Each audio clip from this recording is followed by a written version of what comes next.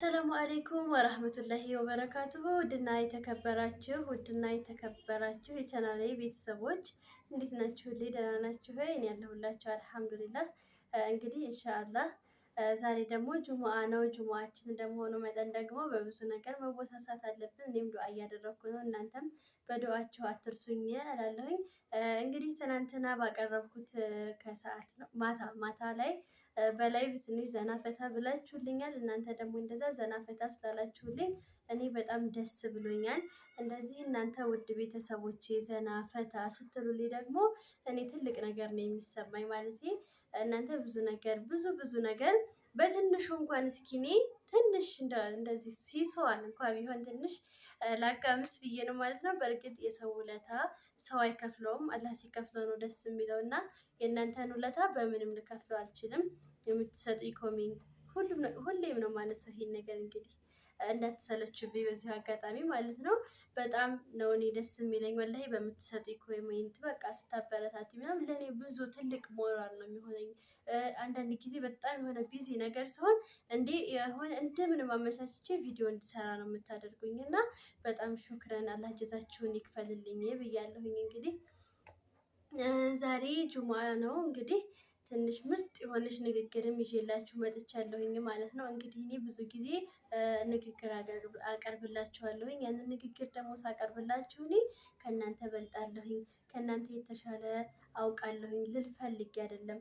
ግን ደግሞ እንደዚህ ሚዲያም ላይ ሲሆን ደግሞ ከሁሉም አሁን ለምሳሌ ባለፈው ጁሙአ እስከዚህ ሰዓት ጁሙአ ድረስ ብዙ ነገር እንሰማለን፣ ብዙ ነገር እናያለን፣ ብዙ ነገሮችን በስደት ዓለም ያላችሁ በሀገር ውስጥም ያላችሁ ብዙ ነገር እናስተናግዳለን አይደለ?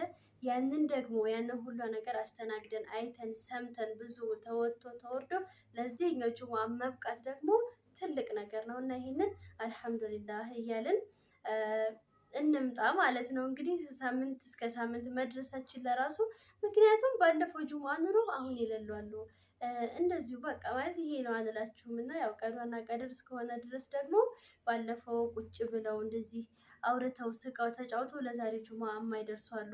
እኛን ደግሞ ከዛ መካከል አላህ አላደረገንም አይደለ? ቀናቸው ገና ነው ብሎናል እና አልሐምዱሊላህ እያደረግን እስትግፋር እያደረግን ወደ አላህ እየተመለስን ዱዓችንን እያደረግን መቀመጥ አለብን እላለሁኝ ማለት ነው። እንግዲህ ዛሬ ይዤላችሁ የመጣሁት ደግሞ ምርጥ ትንሽ እናንተን ረሃ የምታደርግ ንግግር ናት ማለት ነው።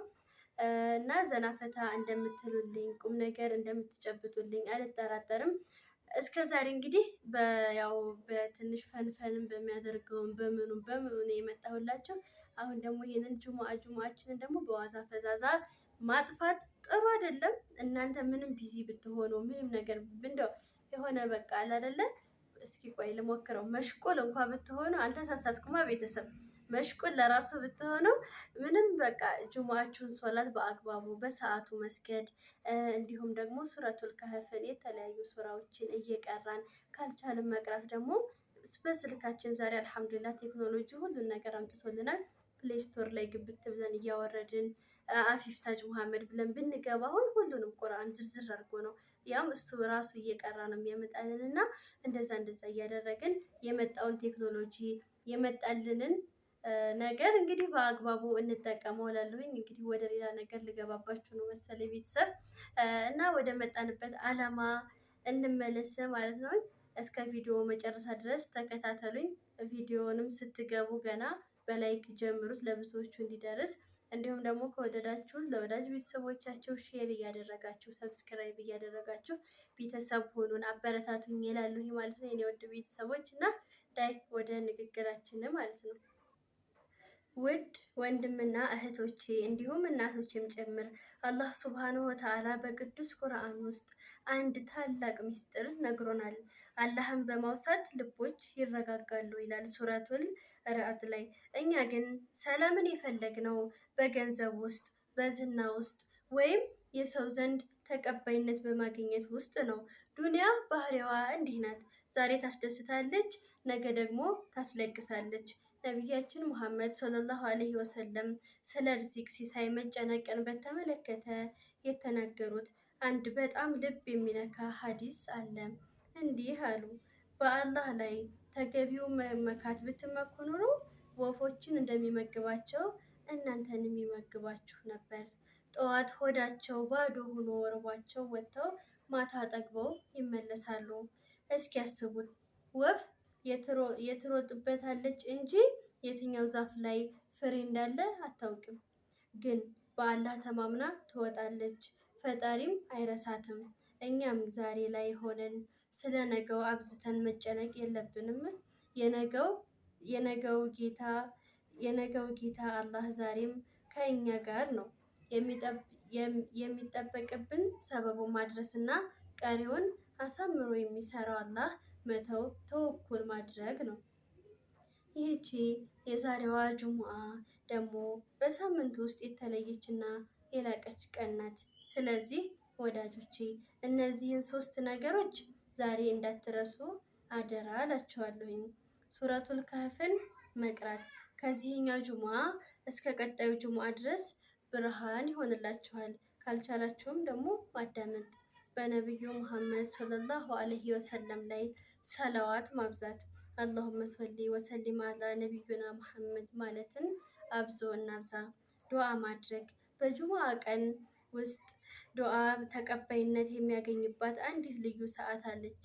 በተለይ ከአስር ሰላት በኋላ እስከ መግሪብ ባለው ጊዜ በዚያች ሰዓት ለራሳችሁም ለሀገራችንም በችግር ላይ ላሉ ወገኖቻችንም ዱዓ ማድረጋችሁን አትርሱ። በመጨረሻም አብረን ዱዓ እናድርግ።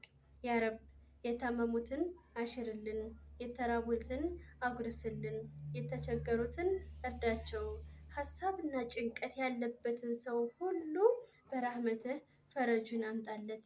የሀላሉን ርዚቅ በየቤታችሁ አፍስስልን ይላል። እንግዲህ የዛሬዋ ጥር ምጥን ያለችው ንግግር ይችን ትመስላለች ማለት ነው። እንደወደዳችሁት